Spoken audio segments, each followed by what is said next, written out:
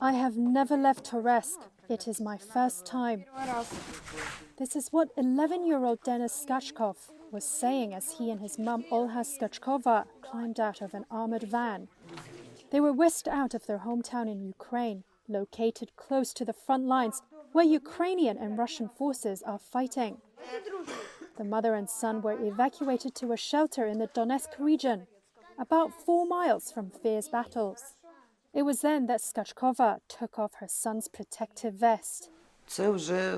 My child started to feel very scared.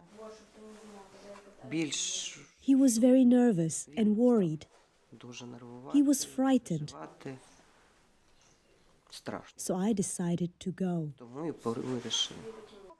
Skachkova's mother, who is 69, stayed behind. She said she did not want to be a burden. Moscow denies targeting civilians, but the UN Refugee Agency says about 5 million Ukrainians have been internally displaced by Russia's invasion. Many are from Donetsk region, which has been hit harder by fighting than any other province.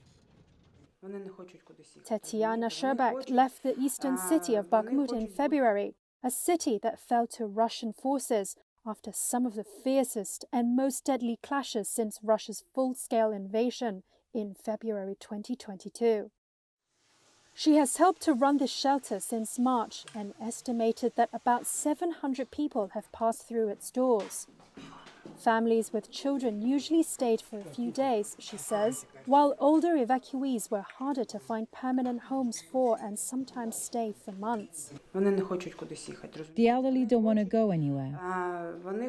Many of them want to be near the cemetery, as they say, near their relatives.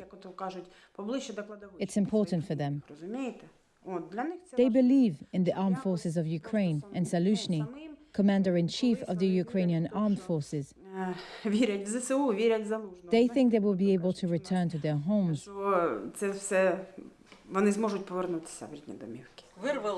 76-year-old Yulia Nakonova, who was evacuated from Bakhmut, it was a matter of life and death.